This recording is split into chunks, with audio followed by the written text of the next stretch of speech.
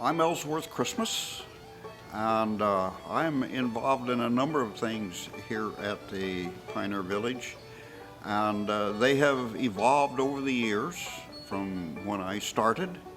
And my first year here as a volunteer was in '75, and I have been a volunteer here every year since. The first year I think I volunteered only 5 days, but then starting the following year I've been to the fair every day since, except for a couple of exceptions. Well, I grew up in Warrick County in southwestern Indiana on a small farm, and when I was quite young, there were very few tractors, and most of the farms around us, where I lived, had either mules or horses to do much of the work. And little by little, you would start to see tractors appear in the area. So, but that's my background in terms of grew up on a farm, and that's I think if you ever live on a farm and you work on a farm, that's just a part of it's in your blood and you never forget it. The cabin was a very interesting project, and I learned a lot relative to how cabins were built and so forth.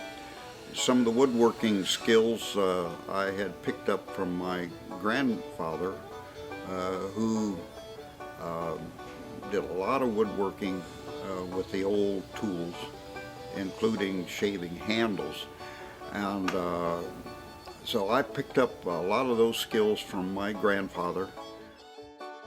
Back in the old days, everyone had a smokehouse because they slaughtered their own hogs and cured them and then smoked them.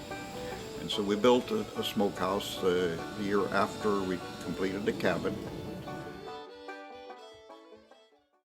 Once the construction projects were completed, and the last one being the stage, then I started working on projects, small projects, some of them for repairs.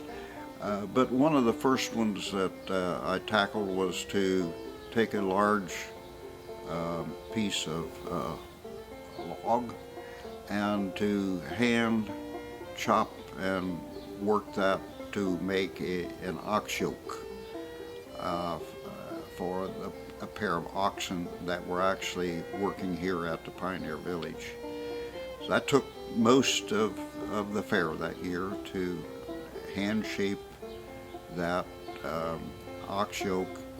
And of course, I do not spend all my time doing one thing during the fair. I have other responsibilities as well.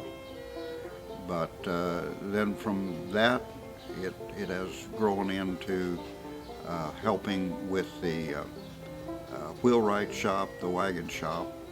In addition to that, I have for a number of years